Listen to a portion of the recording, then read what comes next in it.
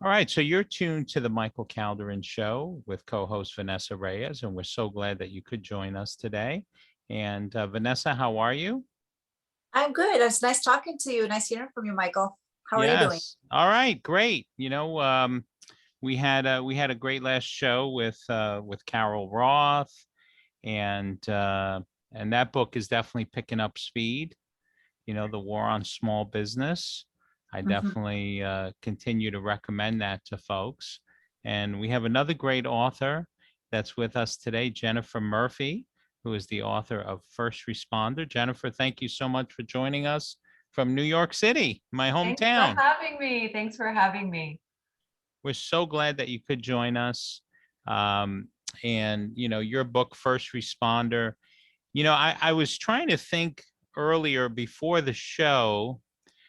I don't remember exactly how I even found out about your book.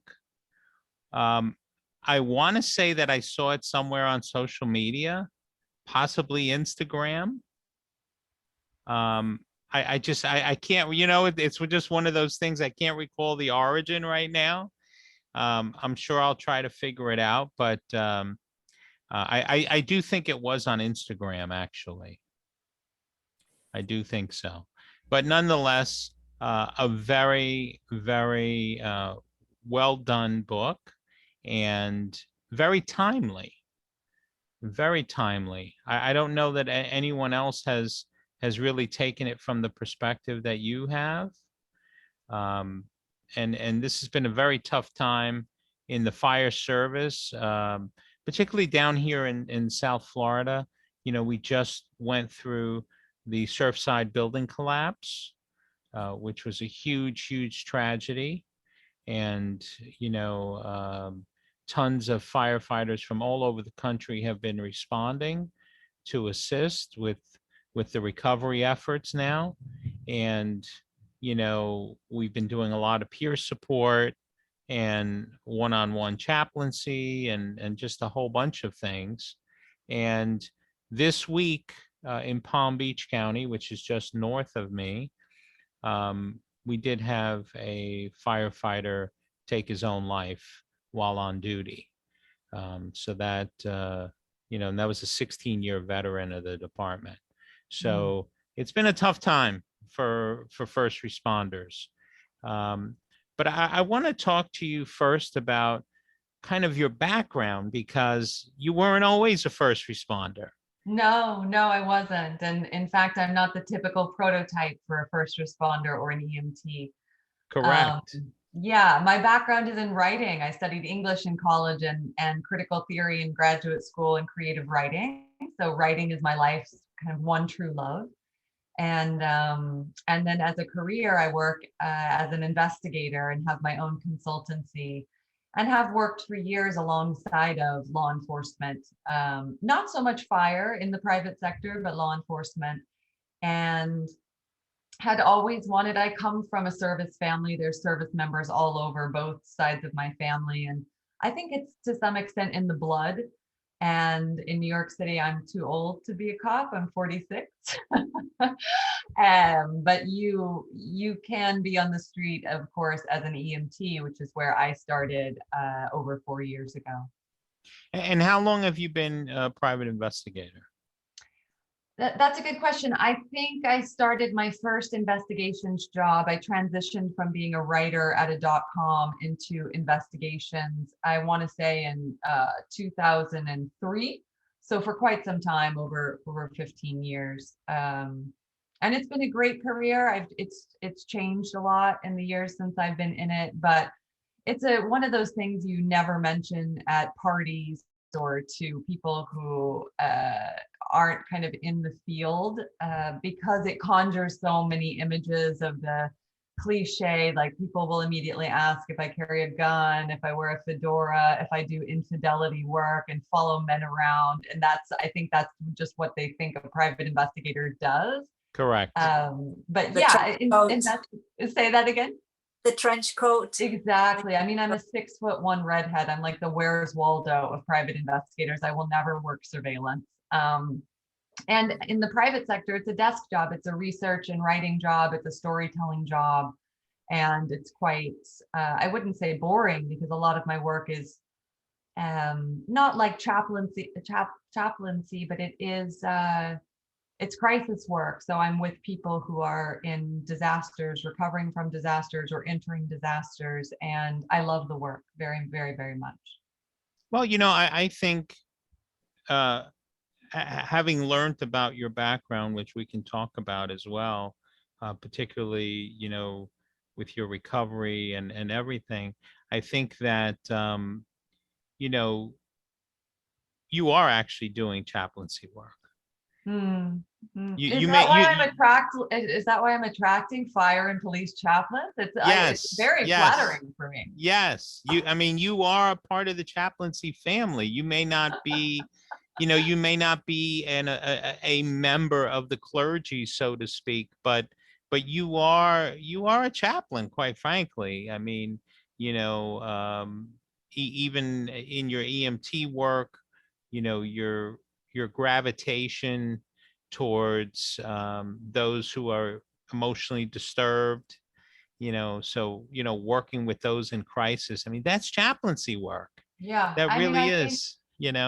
the work I love most is being on the line with someone on the worst day of their life, whether that means they've called 911 and my partner and I are getting off an ambulance, or whether I'm at my desk and someone is, having a bad news cycle, or like you mentioned, just went through a sort of a building collapse, a natural disaster, or an environmental disaster, or 9/11.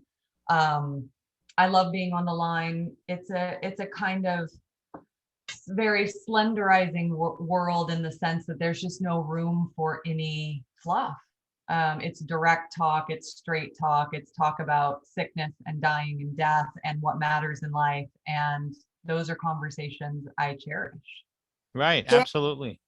Jen, in Absolutely. your opinion, how do 9/11 and what is the parallel between 9/11 and the COVID pandemic, for example? I think there are many, unfortunately. I mean, it made me heartsick to watch the building collapse in Florida. I think any New Yorker has the kind of building collapse tattooed in their mind from 9/11. But one of the stark differences between 9/11 and COVID, and what happened here, particularly in New York City last spring, when it was a mass casualty incident, was that in 9/11, the hospitals were really braced for a flood of patients, and no one came.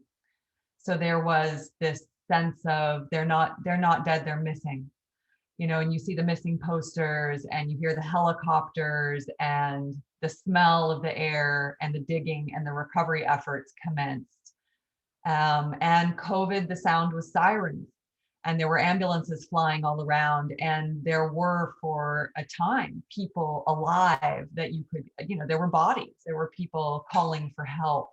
Whereas in the rubble, the hope was just like to find a body was somewhat miraculous. There were not that many recovered. So it Right. was a different kind, I think, of heartbreak. The other, I think, difficulty of COVID for all of us, it's global. It's not a New York disaster. And it's ongoing, which is the real kind of like the slow rolling tragedy of this, where we're all kind of numb now to the mortality data. And New York is upticking because of the Delta variant and the unvaccinated, they say, in certain locations. And I think different countries are trying to find a way to live with it. It's very different than having a singular event where planes fly into buildings. And of course, in the immediacy of 9/11, everybody was braced for another attack, and the war commenced, et cetera. And when a plane was downed in the Rockaways, right, everybody thought, oh no, it's a 9/11 related disaster. Right. And it wasn't, but everybody was geared up for that. And I think with COVID, it's very difficult to start moving into the aftermath, because it's not yet a post-COVID world. No, it's true. It seems like just when you're starting to let your guard down, another variant comes into the picture, and it's ongoing. And there's so many unanswered questions, as if I've had it, will I get it again? Or which one's better, the vaccine? Or, I mean, there's just so many things that are still being researched. So, and like you said, it's ongoing. Yeah. So definitely. I think I read in an interview that there was somebody dying of COVID early on in the pandemic, and she asked you when she was dying, asked you to hug her, and you hugged her. Oh yeah, there's a I was there's a like, hugging but scene in my that book. really touched me because of the unknown aspect of it, but it's just the humanity of this person. She's dying and she just wants that physical touch, which obviously we've all missed that during this year and a half, I think it's already been. How was that moment? I mean, because that's so humanity, that's so singular. I I don't know, I can't imagine as an EMT going through that side of the coin. Yeah, I mean, it's interesting that you said that. There was an NYPD sergeant who read the book, and we were talking one night, and he mentioned that scene as well. And he said, I could never be an EMT. Like the amount of care and tolerance and patience and love that you have to have for patients in a medical emergency, I could never do it. And I said the same to him. I could never. You guys are facing true evil in a way that EMTs encounter that as well, with some of these like synthetic drugs and severe violence, which every city is experiencing right now. That comes onto our ambulance too. But I think the thing about being an EMT that I love, and it's not a lovable profession. It's by all metrics really difficult, thankless, kind of terrible work. But it is the great thing about the people who choose to do it is they're not in it for the money. They're not in Right. it to be thanked. They're not in it for applause. Like you don't get anything if you're an EMT besides overlooked. So I think when I fell in love with it, it was in part when I started to realize that we live in such a disconnected world now, where everything is we live on the internet, really, on Instagram and Facebook and Zoom and all of these apps and on our phones. And EMS is a world of touch. It's really a world of assisting patients into a chair or onto a stretcher or into a hospital bed or helping them with their walker or adjusting their wheelchair. It's an embodied world. And I think that world to some extent is falling away. And yet it's a very nourishing world. So of course, like in the moment, if a dying patient or an infectious patient is asking for a hug, it's for me becomes almost impossible not to offer it. And Right. then of course, like you often as an EMT do the thing that's off the books. Everybody on the street goes off the books constantly Right. and does things that protocols say we should probably not do, but you do them with, as you mentioned, your humanity guides you. Right. It reminds me of a meme that I saw about a year ago. If I have it, I'll send it to you. But it had a picture of two different manuals, and one said policy and procedure manual, and then the other manual said something like how it's really done out in the field.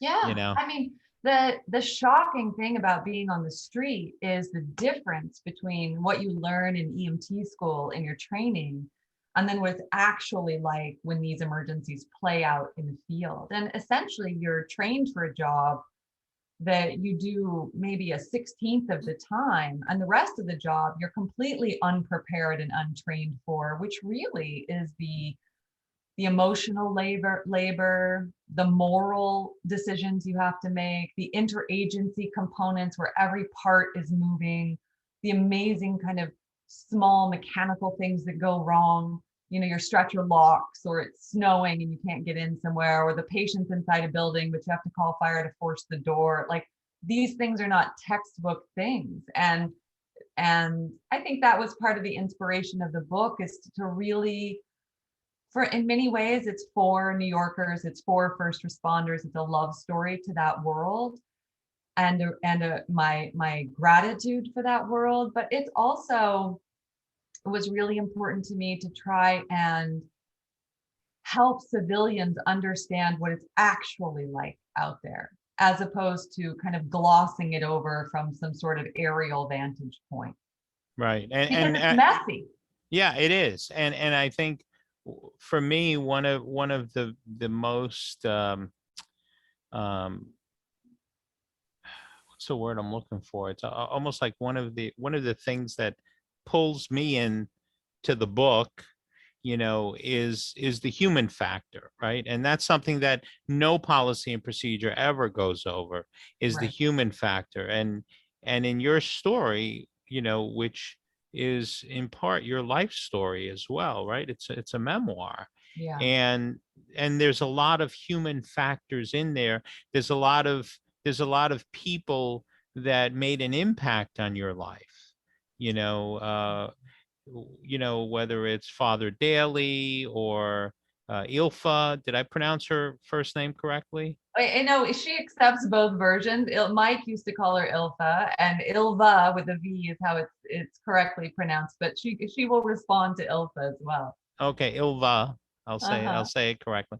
Ilva, Pat, Mike. Yeah. I mean, all the significant people that really helped your journey, and Mhm. that really left they all left footprints in your heart, and you know Pat and Mike no longer being here with us, physically, but I think you'll always carry them with you, spiritually, and in your heart.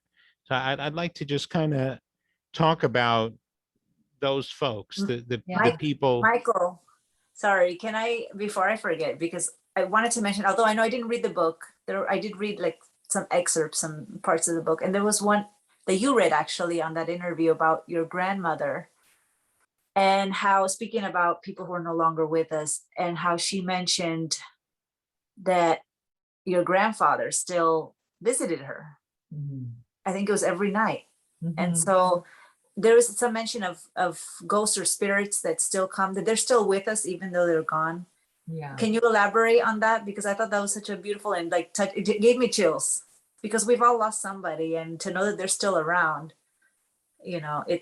I feel like it's soothing, and it's part of almost like an EMT is there to save and to help in humanity. And that's like another aspect of it also is, once they're gone, that they can still comfort you. But Yeah.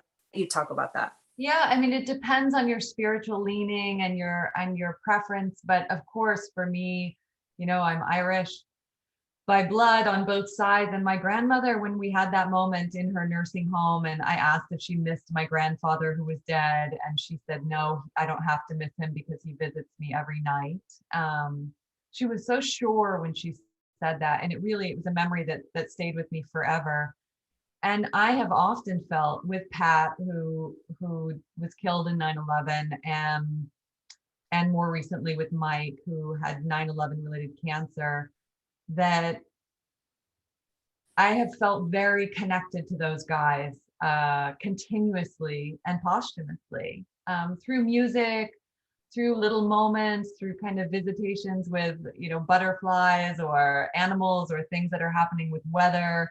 Mike told a story, we used to laugh at this because he loved writers. He wrote a book about Pat called What Brothers Do After 9/11. And he was very close with Mike Daly, who was, an amazing writer. And he loved that I was a writer. He loved to talk about writing and books. And I raced through this manuscript trying to get it out before he died. And he didn't get to read it, but he saw the dedication, which is to him and Ilva. And he, kind of granted me full rights to tell his story and to tell Pat's story and to use their real names. And I think after he died, I reread his book, which I hadn't read in some time. And it was such a comfort because it's his voice and it's his stories and it's his humor. And he once told a story about how he dreamed of turning his book into a screenplay, and he went and took a class and was trying to turn it into a movie. And his brother was quite a legend, and Mike lived in the shadow of his brother's legend and his brother's death, and really made a life for himself in Vegas. But in any case, as an ER doctor, he was trying to reshape his book into a screenplay so he could do a movie. And somebody read something he'd written and said, nobody will ever care about this. It's just a story of two brothers. And he said the minute they said it, they were in the middle of an arid location and the sky opened up and just cracked with thunder and the wind blew. And he said, I felt that Pat didn't like that sentiment of the rejection that this was just a story about two brothers. So there are moments like this where whether the bereaved is assigning a natural thing to someone they've lost, but I have to say in my book, in my experience, those moments are for me as real as the chair I'm sitting on. I can hear my grandmother's voice in me saying, they're alive. If you need them, they are there, in prayer, in meditation, in song, in light, in the wind, all of it, they're there.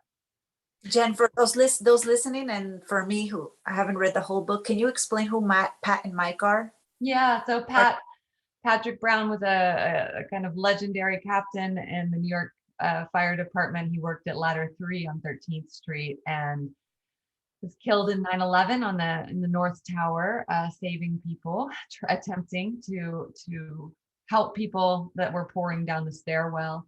And I knew him through recovery, and we also kind of somewhat hilariously practiced yoga together, shoulder to shoulder, at a yoga school called Jiva Mukti downtown New York City before yoga was cool. And Mike they were Irish twins, and Mike is his brother. It's still hard for me to say was, because Mike passed away in October of 2020. But Mike was his brother who searched for Pat after he died. And Mike was a New York City firefighter who became an ER doctor in Las Vegas, and he acquired 9/11 related cancer searching for his brother. Oh, okay. Thank you. Yeah. Michael, And did you know them personally? I did not. I had met Father Michael Judge, who was the FDNY chaplain who perished in 9/11. Yeah, and Michael Judge floats in and out of the book. He was close Yeah. with Pat, and I really felt when I flew to Vegas when Mike was on his deathbed that Pat and Michael Judge were there. I really felt like a kind of presence of, here they are to help him. Right. Where were both of you during 9/11? Everybody remembers where they were. It's like a security question on bank questionnaires now. It's very disturbing. Really? Where were you on 9/11? I'm like, Wow. Can we not do that? Wow. Yeah, I had already moved to Florida. I moved to Florida in 98. I was in New York for the first World Trade Center bombing, which was in 93. My dad was actually in the building at the time, and I went down there. I responded down there, and we searched for him for hours. I mean, he survived. He was in the bar down the street. That's where he ran to, but he died in 2005 of lung cancer, which I'm sure a lot of that had to do with what he had inhaled over there at the World Trade Center during the 93 bombing. Yeah. And I lived downtown in New York at the time on Canal and Hester Street, so really 1 block away from the designated disaster zone. So my bedroom windows faced the towers, and so I was home when the planes hit and saw it, and watched the building collapse. So I was here, and there was I think a lot of people have asked about COVID and, said to me in kind of casual conversation, well, we're all weird now because we've been in isolation and kind of just flooded with so much death, continuous death and loss. And so I think we're all a bit strange now, and we have these strange behaviors that are different for everyone, but people are slowly kind of coming out of COVID as best they can. But people have said to me repeatedly that, but you were on the front line, you saw more than the rest of us, meaning like it was worse for me. And I'm not so sure that's true. I mean, for me, one of the big agonies of 9/11 was a feeling of helplessness and not being a first responder and not participating in the recovery efforts, and really just searching desperately for signs that Pat was alive, and just feeling like this feeling of powerlessness, which is you know, not one of my favorite feelings in life. And so this round of COVID, when it started to accelerate here, to be able to be on the ambulance and participate and help, of course, it was terrifying and tragic, but it was such a privilege, and I felt so blessed to be able to actually act. Like, agency is no small thing in a disaster. Right. You know, And as, go ahead. yeah. No, I was just going to say, I think as tragic as Pat's death was, it was very in line with his character of dying, helping people, and dying with his brother.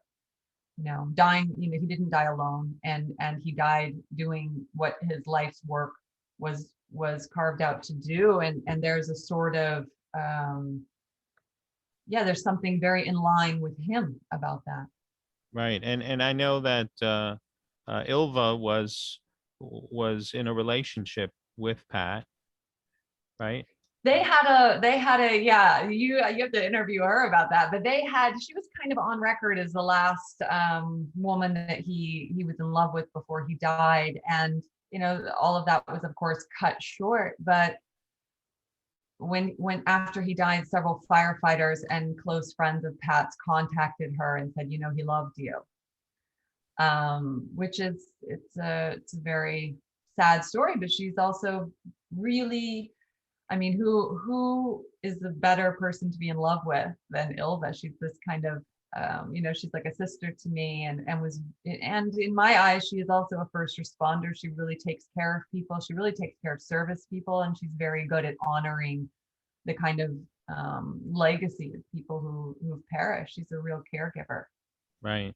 Yeah, we definitely have that. You know, I was remiss because I meant to say to you, if you want to bring her, please, you know, She's in Iceland at the moment. Okay. All right. All right. But you know what? We'll bring her on, and you can come back with her.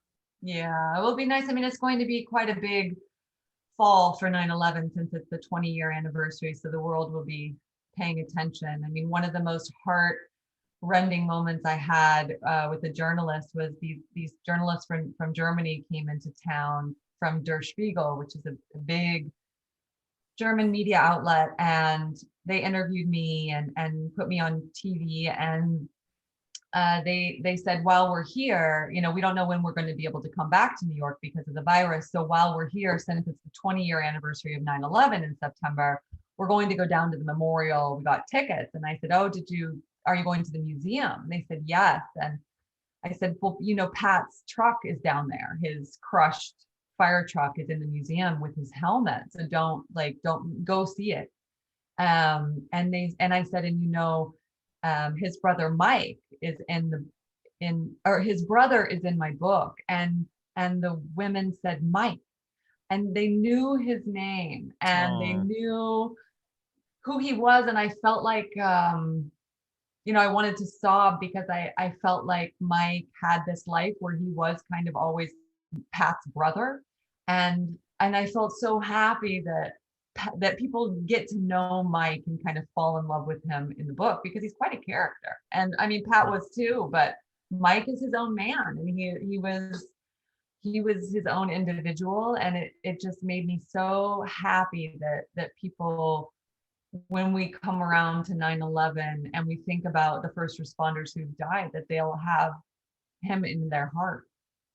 Right. You know, one of the main things I think about when I think about 9/11, you know, mental health care is really important and near and dear to my heart. So I'm not that familiar with the EMT community. What part does mental health care play in the EMT community?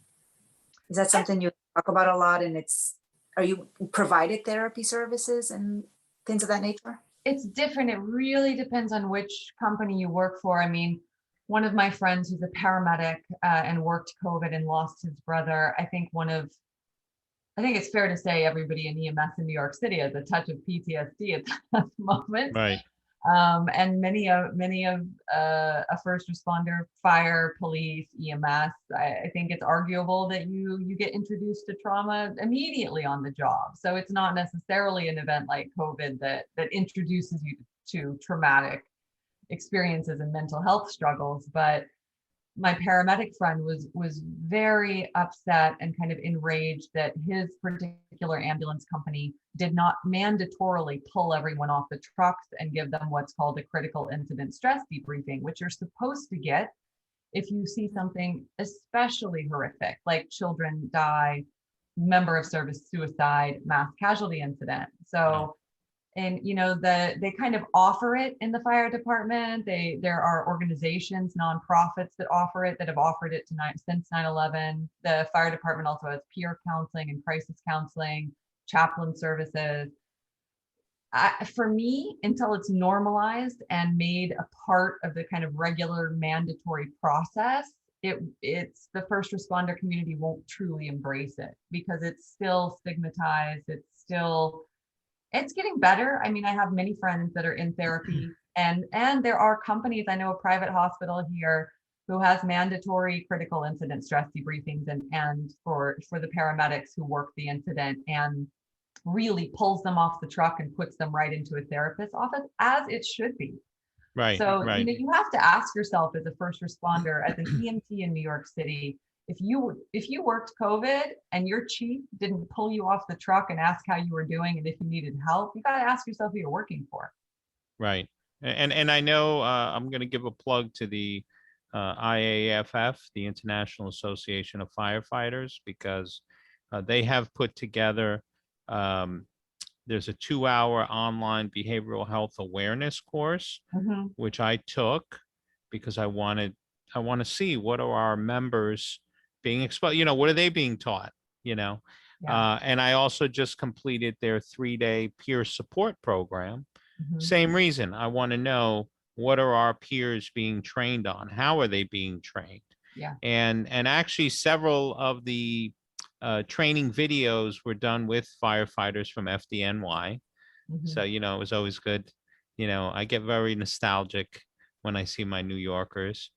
But I can say here in Florida, I don't know about other parts of the country, but I know here in Florida, we have taken a very proactive approach to what we do down here now is CISM, which is critical incident stress management, Mhm. and they've taken a very proactive approach. So, any incident will normally respond with 2 or 3 folks, peer supporters, and a chaplain if possible. Mhm.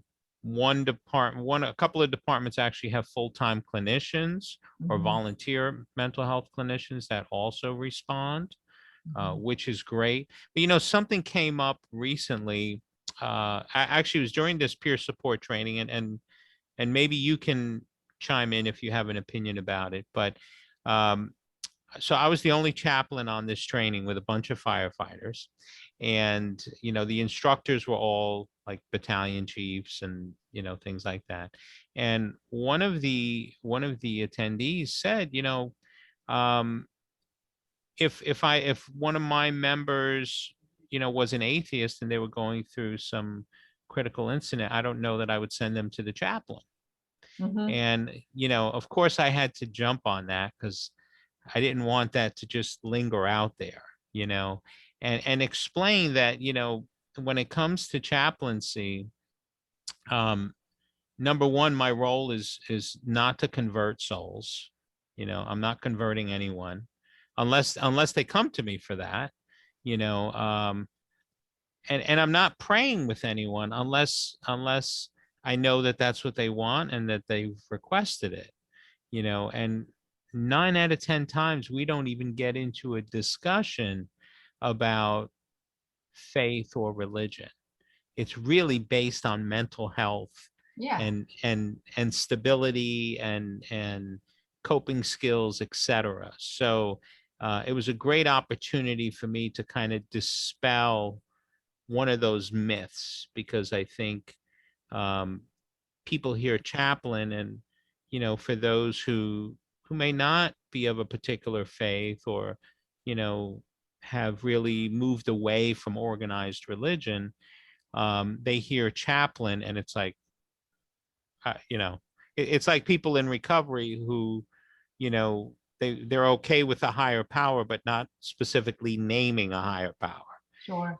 you Sure. know, any thoughts on that, on how chaplains play into the mix for you?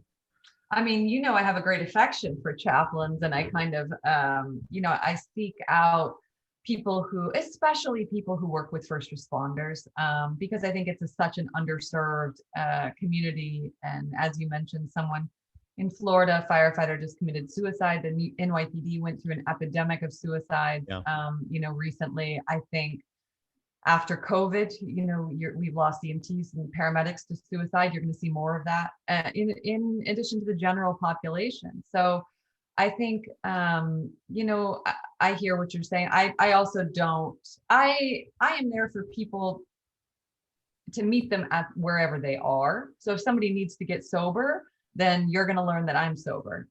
If somebody needs therapy, you're going to learn that I have done EMDR therapy, which has been very specifically helpful for me with trauma. The New York Trauma Recovery Network has done amazing work offering it to first responders too. But That's I great. think, to the point of what you're saying, in the first responder community, being part of the community is very important. When somebody's seeking help, I think it helps to talk to other first responders, maybe more than anything, because they have lived experience and they have identification with what you've been through. It's a very effective model. It's actually an AA model, of kind of like of a storytelling. You tell me, I tell you back. Like Right. I'm sitting beside you not because I'm have a degree from the University of Chicago, but because I've been where you are and I'm not there anymore, and so I can pull you out of that if you'd like, or show you how to climb out. And I think that lived experience model for me has been really powerful when I'm on the receiving end of it, and when I'm kind of offering it. Is like the first thing I think to do is just think, have I been in this position? And if I'm not, I'm very careful not to speak out of turn and say, I've never gone on a run where an infant has died. That hasn't happened for me yet. So, but I know someone who has, and you can speak to them. Right. I think that's, for me, very important. What was the transition for you? What was the precipitator to you becoming an EMT? Yeah. Because clearly you were from a different world, right? So, but different, but yet overlapping. Yeah. I'm from different but overlapping is a good way to put it. So I had a medical emergency where I had complications from a surgery, a supposedly minor surgery that went wrong. And I ended up calling 911 twice. And I was a patient and was loaded onto an ambulance and helped and taken to the hospital. And I was profoundly touched by that experience, of being helped and assisted by total strangers. And I wanted to see if I could maybe help people the way that I was helped. Of course, to thinking back kind of to 9/11, just feeling like I was far enough away from that event that I could finally think about, do I want to be able to contribute to the city as a first responder? I'm also, as a crisis manager, a number of mass shootings come over my desk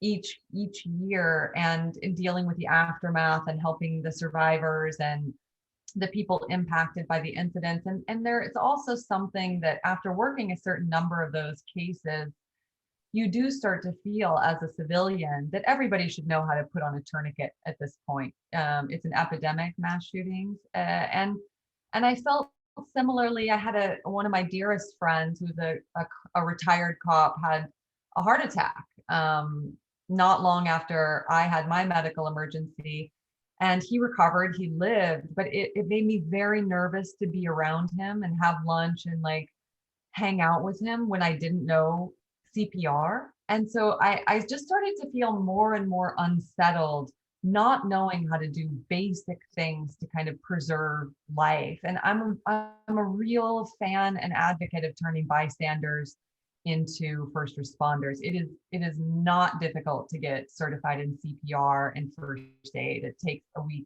or less. You can take one class, and it's salvational. Really, really, really can sustain life, it also unburdens first responders and kind of demolishes this idea that only a certain type of person can be a first responder and everybody else just is a watcher. That's not at all true. Yeah, Right. it's pretty much how everyday people can help Yeah. our EMT personnel, Yeah. right? To learn basic, Yeah. Basic- Yeah, anything is better than nothing. Absolutely. I mean, I was on the way, Felice, my best friend, loves this story, but we were on the way to have dinner one night and I got stuck in a traffic jam and everybody was honking. So I got out of my car and said, what's happening? And they said, oh, a woman and her child got hit by a car.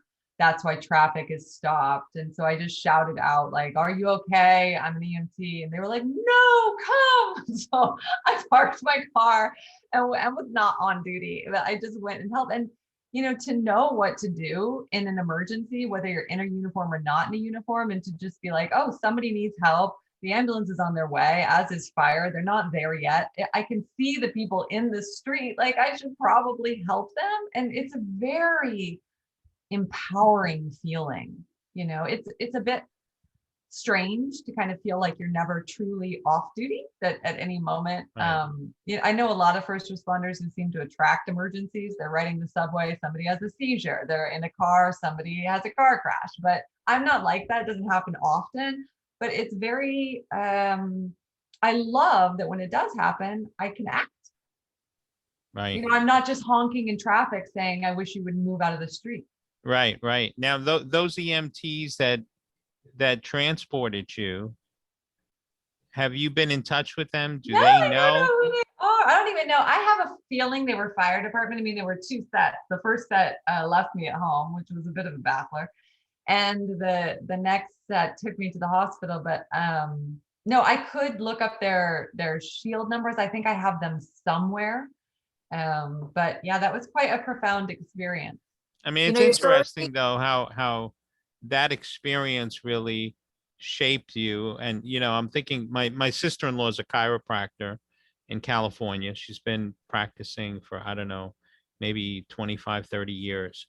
But she became a chiropractor because she was in a car accident Mhm. and went to a chiropractor. And that chiropractor made such a difference in her life that she said, I'm going to do this. Yeah. And there were a You lot know? of people in my EMT class who had similar experiences, who either came from a service family, so it was kind of in their blood and they were drawn to it.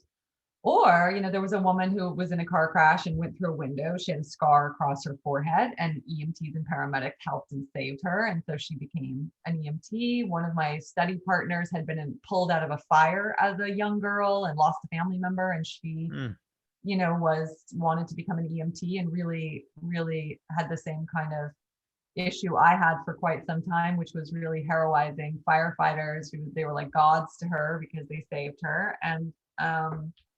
And so, yeah, those are really powerful experiences. And they do, I think, create such an impact on you that some people are drawn back to that world.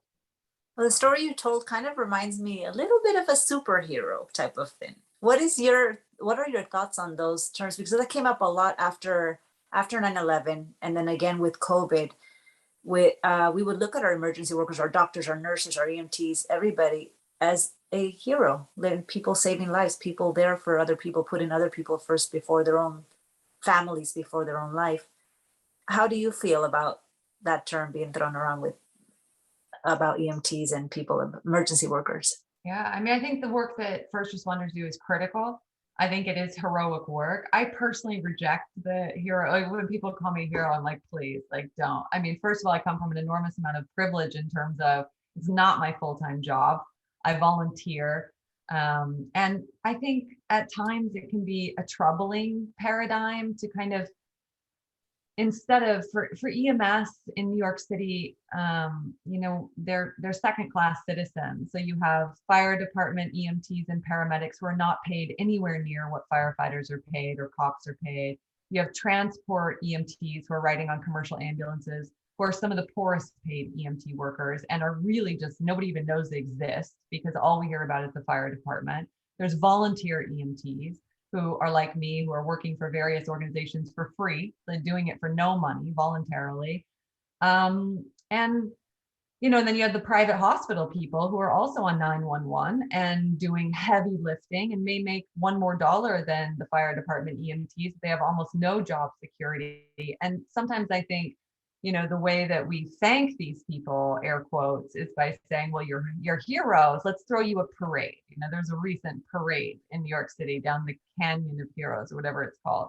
I was in California, thankfully. But fire department EMTs boycotted that parade because they don't want applause and cowbells. They want to be paid, and they want benefits, and they want, you know, line of duty death parity that's in par with what firefighters and cops received. And frankly, in New York, I don't know a single firefighter or cop who doesn't think EMS should be paid the equivalent rate. Not one. It's a problem of the city. It's also a nationwide problem. EMTs are underpaid and underfunded systemically. Pre-hospital care is across the nation. And so it's at some point, it's just got to be time to bring EMS in line with other first responder workers. Otherwise, there's kind of no hope. How do you think it can happen? How can something like that with the city's leadership, or how does something? I mean, one praised that the next mayor, it's been a mayoral problem for years where a mayor after mayor after mayor has categorically devalued EMS work. De Blasio has been a catastrophe for EMS, claiming that the work is different. For the city, I think. Yeah, I mean, he's kind of achieved the unachievable, which is bipartisan dislike. In New York, that's very hard to accomplish. That's true. That's hard to accomplish. So we can thank him for unifying us there. Right. But the problems are systemic. They're caused by a variety of issues. One is like reimbursements often don't cover the actual cost of, insurance reimbursements vary widely. They often don't cover the cost of an ambulance transport. The unions are at times fractured because EMS is divided into 4 different categories. It's not everybody works for the fire department, so not everybody falls under their union. The media coverage is slanted. It's people, I think New Yorkers don't, you hear pay parity. And New Yorkers don't, like, the ball isn't going in the basket. New Yorkers can't hear that. And one of the reasons, I decided to kind of provide so much of a scream for EMS on the street was that I think people respond to story. They need to hear how it feels to be an EMT. Yeah. They need to see how much violence we face, how ugly it is. They need to know how difficult it is. They need to know how violent it is and messy and thankless. And then the understanding possibly comes. We have to change the narrative away from the hero narrative to this is work that's really critical, and it's not bad for EMS that EMTs and paramedics are poorly paid. It's bad for New Yorkers because guess who really feels it when you call 911? It's you. That's right. You underfund EMS, you suffer. Right. And then, let's not forget about the challenges that the volunteer ambulance corps face. The challenges, but I will say that the EMTs, and I've met a lot of volunteer EMTs over the years that worked for different groups, including Hatsala, which I know is a big group in New York. We're starting to see them grow in South Florida, actually, which is Vanessa. That's a group of volunteer EMTs that are from the Orthodox Jewish community, but they respond to all kinds of emergencies, and I've seen them be quite a help too. But I think that when you're dealing with volunteer EMTs, you're also, I don't know, from my perspective, you're looking at a whole different level of dedication and commitment, right? Because you're devoting time that is your time that you will never get back in life. Right? I mean, I volunteered for many years. There are things that when you volunteer, you give of your time. You will never get that time back. So I always say invest wisely. right? Yeah. And you know, I think it's one of those things where I'm super grateful for volunteer firefighters, for auxiliary police, for volunteer EMTs, because those people are doing it truly with no compensation, Yeah. Yeah. with, No, you know, it, nothing in return. it's Not, true. And I'm not knocking the people that get paid. I mean, they're also committed, you know, because it's not high paying job, but to also do it in addition to whatever else you do, in addition to your full-time job. You're out there volunteering, whether it's one shift a month or one a week, yeah. you know, that's time. Yeah, it's time. And it's also, I think it comes with its own, as you mentioned, its own unique set of problems and set of kind of upsides. But one of the things I think people don't know is that EMS and fire and police in a lot of areas that aren't urban are run by 911 is handled by volunteers. In many parts of Long Island, if you call 911, you're going to get a volunteer crew. Yeah. And in parts of rural America, if you call 911, you're going to get a volunteer crew. And people don't really realize how 911 works in certain areas, but you are often relying on volunteers. And the difficulty there is that on the one hand, you get people who want to be there, they want to do jobs, they want to work. And on the other hand, I think I can safely say on behalf of some of the leaders that I worked with, we're very hard people to manage because they were kind of, you need people on the trucks as volunteers, but how do you discipline people who are going off the rails or off the books when all they can say is like, I'm a volunteer. Like, what, are you going to dock my pay? I don't get any pay. Are you going to Right, take me off right. the ambulance? I'll go. It would be a free Saturday for me. Like, it's not, there is no downside to me not doing this. It's actually service for me to do it. You are winning every time I show up. That's So, true. you take a mirror off a car while you're driving the ambulance, it becomes a kind of like, well, I get maybe a little more leeway than someone else. Yeah. So I think it's for chiefs, it's very, volunteer EMS has its own set of problems. And of course, we're at the mercy of the fire department because they're in charge in New York City. And then we love working with people on the street, and Park Slope gets a lot of respect in the area that we work, but there's a stigma to being an EMT as opposed to a firefighter or cop. It's the second class citizen first responder. And then if you're a volunteer on top of that, it's like you are really the kind of clown of the circus, which I embrace, but there's for sure a stigma to it. Right. And what was your, I guess, if you had to summarize your goal with your book, and maybe there was more than one goal, maybe it's a few goals, what would you summarize those goals to be? And I got to tell you, and you know, and I've said this to other people, so I'm not just saying this. It's one of the best books I've ever read in my life. Oh, stop it. And I'm a reader. And he's read a lot of I'm a, books, I'm gonna say. I have I've to say the gotten, NYPD is beating Sydney on the reading front, but yeah, right. there's I mean, I've got bookshelves of books, many signed by the authors, and it's clearly one of the best books I have ever read. And I think part of it is the human factor.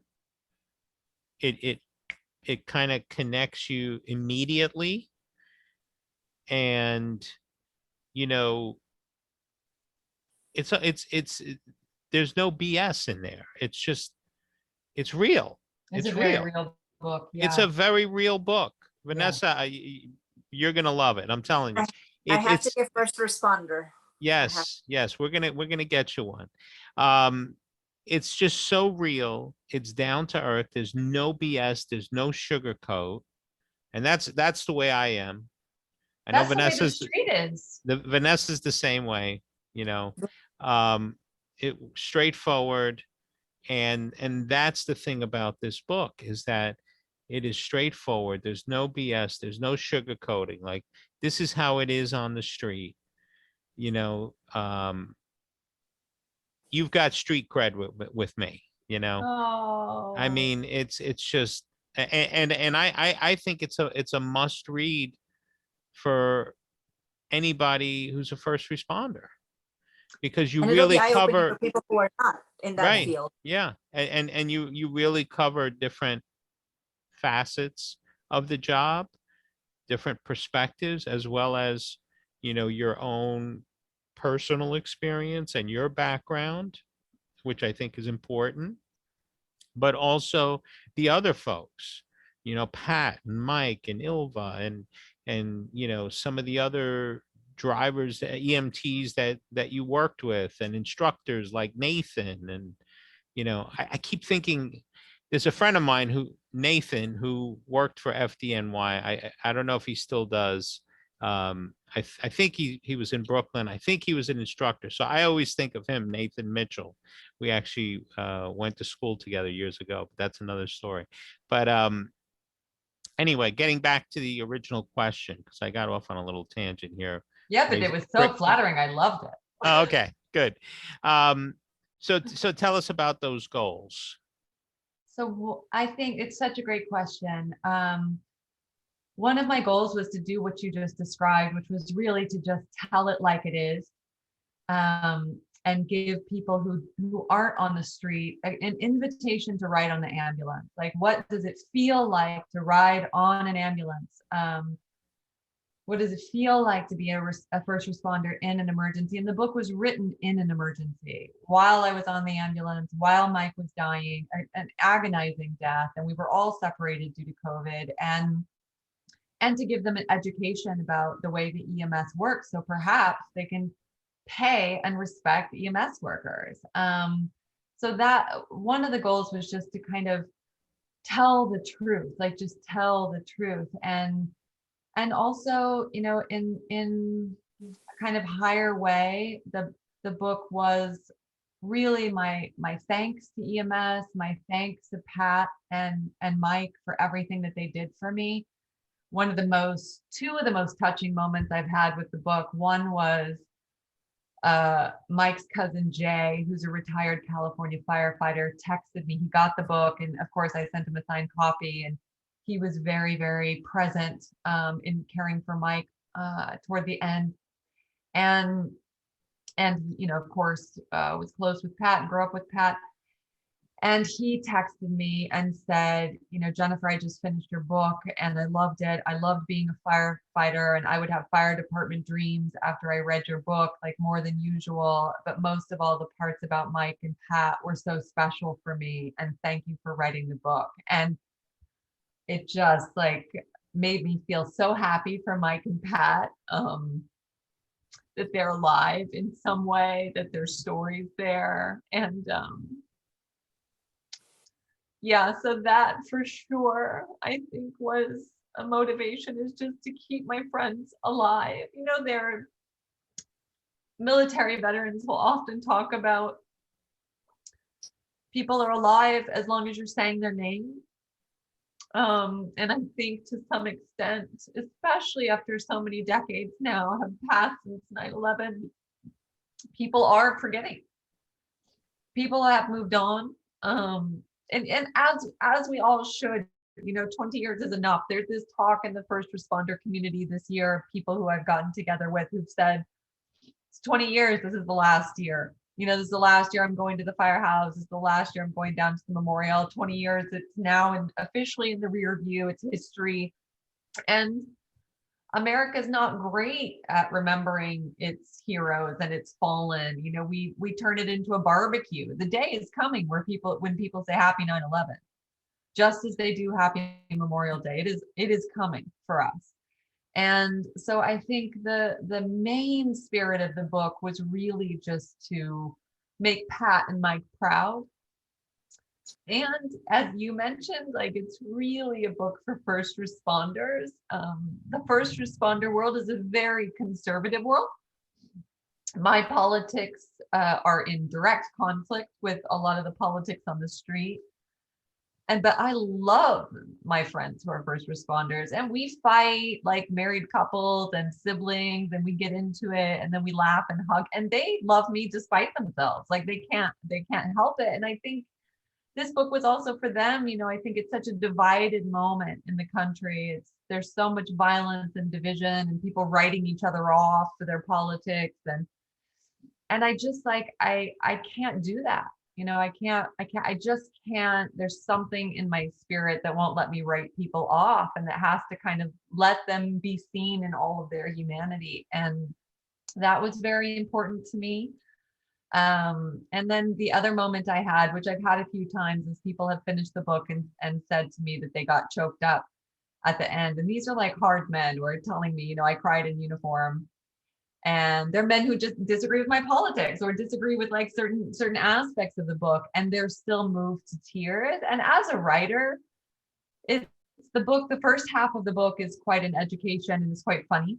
The street is a hilarious place, and there's a lot of hilarity in the book. But the second half is a bit of a horror show, and it's full of rage and grief. And I think to make people feel and to move the heart is part of a writer's job. And it's also how you change policy. Just to get back to your question, is like, if they're not hearing you, you know, say it in a different way. Like, let's break some hearts and make them see what actually happened last year out there, and see what happened to EMTs and paramedics and what we really saw and felt. See what happened after 9/11. 9/11 is not over for the fire department here or the police department. And to speak about mental health openly in the book, to talk about suicide and alcoholism and recovery and divorce. It's like, why aren't we talking about all this stuff? It's 2021. Yeah. The community is dying of this stuff. The 9/11 community, those who survived, I would not say by any standards, these people are thriving. Right. They're kind of quietly dropping off of various ailments, if not medical, mental, or, you know, related to substance abuse and domestic issues. And yet nobody, it's like, we can't talk about it. The hero narrative doesn't provide any space for that. And I'm done with that narrative. You know, Right. I'm ready to, like, let's go to the B side. There's another story here. Yeah. And, Clearly So I and think that is it. Like, let's tell a different kind of story. It's the story we're hearing is killing people. Yeah. Right. Clearly, it was also therapeutic and healing for you to write the book. I But I think think you're also doing so. a service to your readers and the people who've actually lived it to actually help them heal a little bit through the book. Yeah, a paramedic said to me that it helped him heal. A few first responders have said that to me, that it helped them. And that, of course, is like a great thing to hear. It did help me. It was a lot. It's a lot to go through something on the street in real life, and then to go through it again on the page, and then to talk about it. And I mean, I haven't gotten through, you know, I just wept on this interview. I have not gotten through a single interview where I haven't been brought to tears by something. So it's helped me, but it's quite emotional. It's not, I don't think anybody reads books like this for pleasure, right? You learn it, you want to know about a certain world, and you want to know what went on out there, and you want to know what it's like. That's why people watch so many cop shows. Right. Right? They're like, you know, in America, we're anti-police at the moment, but nobody can get enough Law and Order. We'll watch it until all of the actors are in geriatric age range. But that's what makes this book different, is that, to use a cliche, you're an open book. You know, you do open yourself up, and you know, you do make yourself vulnerable, right? And that also, you know, the fact that you're able to kind of detail and describe things on the job, you know, and things happening out in the street, you know, you're connecting that for the reader. You know, you're connecting who you are as a person to what's happening on the street, to also what's happening with the people that you bond with and that you become close to. And you know, there is a certain bond amongst first responders that, you know, it may stretch, it may be flex, but it will never break. No, I You mean, know? I just came back from California, and the minute I was wheels down in New York, the first two people I texted were my EMT partner and one of the cops who's in the book named Larry. Right. And it's a family. It's for sure a family, and it is a kind of an unbelievable community of people who will literally die for each other. Yes. And I think Yes. that's the bottom line is, the life of a life of service is the question is, do you have skin in the game or not? Is your life at risk doing what you're doing for other people or not? And that's a big dividing line between what we do, whether we do it as volunteers, is that it's a high risk. It's a high risk profession. And you don't think about that every time you put your uniform on, but you certainly have nights where you encounter it. And you're like, well, that was a close one. Yeah, That was a absolutely. close one. And I don't think people realize it. And certainly, in the first responder world, we're kind of in a cocoon, right? Because there's things we know that the general public does not. I mean, I That's can't right. tell you how often I get home, whether it's from Surfside or, another mass casualty like Marjorie Stoneman or the FIU bridge collapse. There's certain details that I know, that are accurate and verified. And I may listen to a news report, or I'm listening to, people talking in the diner about it. And I'm thinking, as I'm sitting there, I'm thinking to myself, they have no idea what they're talking about. I mean, that was one of the most enraging You and kind know? of terrifying and frustrating things about COVID was you had the news and the numbers, and then it was like on the street, an entirely different world and much worse than what people were hearing about. And of course, like I understand the logic of that and shielding the public from what you're seeing on the ground. But at some point, it's like you have to kind of let the lion out and let the truth speak, and Yeah. otherwise because it's the way New York City EMS is currently run. It's not great for New York City. The way we Right. underfund and disrespect the EMTs and paramedics is bad for New Yorkers.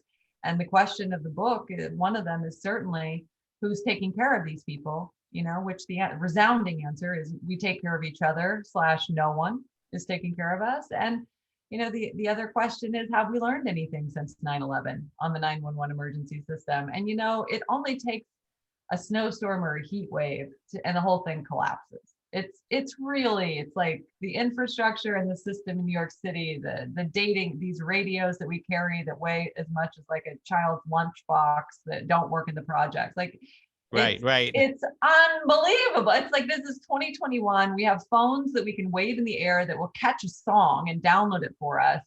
But if I'm on the 7th floor of the project, like I can't communicate with my dispatcher. And Correct. so I guess I'll die. I mean, it's unbelievable. These are problems from like the 70s. Right. Yeah, absolutely know? right. And what's the next step for Jennifer? Oh, it's exciting. I have no idea. The next, I mean, I'm kind of it's such a strange world to think about the future because it's so uncertain, as Vanessa kind of spoke to earlier. But I for now, I mean, I'm excited to have some events for the book coming up. Like, I was speaking to you today. I'm talking to another chaplain, I hope, in the week, having coffee. And I'm reading it. The Bryant Park has an authors event on Wednesdays. It's a big outdoor event, and I'm on a memoir panel on Wednesday. So, there's discussions also with my TV and film agent of, getting this into a show format, which is those conversations are in discussion. And for me, I'm very, very, very happy to say I'm just writing again. I just went to Bakersfield, so I saw my mom, and Bakersfield is a very rich place, a very rich landscape. So I'm writing an essay about visiting my mom in Bakersfield. And really the question is, what book am I going to write next? Because I think as long as I'm at my writing desk, I'm very happy. And I'll be on the ambulance next Tuesday with one of my favorite partners. And Who's that? Who's one of your favorite? Nina. Yes, she's mentioned in the book. Everybody, readers are telling me people have their favorite characters. Yes. And I'm like, well, they're not characters, they're real people, but people are obsessed with Nina. They love Larry, they love Tommy, like they of course love Mike and Pat and Ilva. Felice is a big hit. Like, I mean, one of the things I think that happens at funerals, as we know, because in the service world we go to a fair share of them, is that your whole life comes together, and there are all these different parts of your community when you're alive that don't know each other. Mhm. You know, if I'm in recovery, like my sober friends don't necessarily hang out with my friends who I go to brunch with on weekends who have martinis. And those people don't necessarily hang out with my 24-year-old EMT partner, who doesn't necessarily hang out with the CEO of a business who calls me a crazy. But one of the things the book was, you know, attempting to do is really offer my life up as an example of like, here are my people. You know, if you're in the book, you're my person, and you've impacted my heart and the way that I move through the world, and I want you to know each other. And so, you know, it's very exciting to me to kind of bring these worlds together. So yes, Nina is one of my favorite people in the world. She's like a sister, wife, daughter. I feel very protective of her, yet she bosses me around constantly on the ambulance, even though she's 20 years younger than I am. And we laugh harder than I laugh with almost anyone every time we ride. So yeah, we're going out on Tuesday night.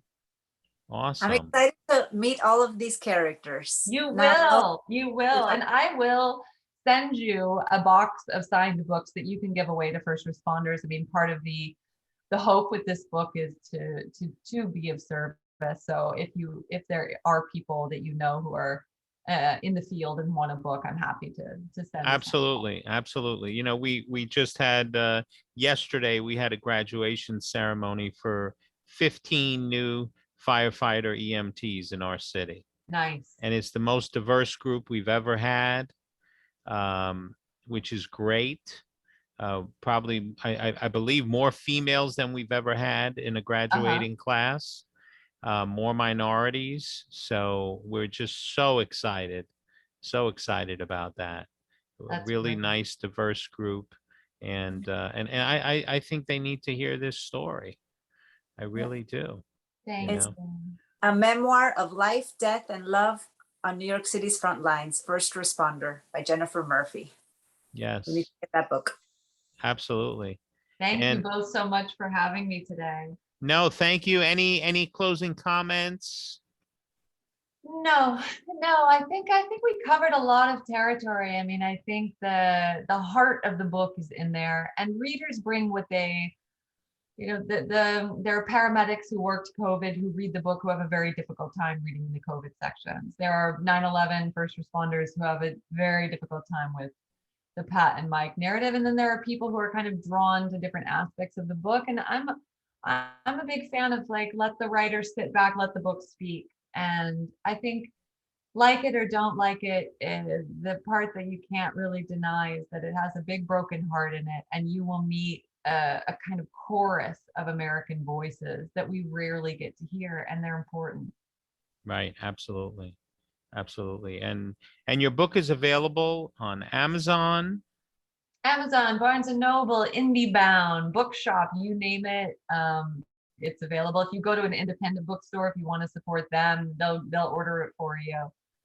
And if you're a Yes. first responder, they can go through you or contact me through my website, and I'll get them a signed copy. Excellent. Excellent. And I know Books Are Magic there in Books Are Brooklyn. Magic still has copies for first responders as well. Yep. Okay. Yeah, Excellent. and that's in Brooklyn and Cobble Hill. All right. Excellent. Any closing thoughts, Vanessa? Just thank you for being on the show and sharing your story Thank and you opening so the much eyes for of people who are having not in me. that community to something that really needs to be heard. Thank you. I really appreciate both of you. Thank you. Thank you so Thank you. much. So you've been tuned to the Michael Calderin Show with co-host Vanessa Reyes. We thank you so much for tuning in. You can listen to previous shows if you just go to Anchor and look up the Michael Calderin Show. We're also available on Spotify and Apple iTunes. We thank you so much for tuning in, and we'll talk to you again.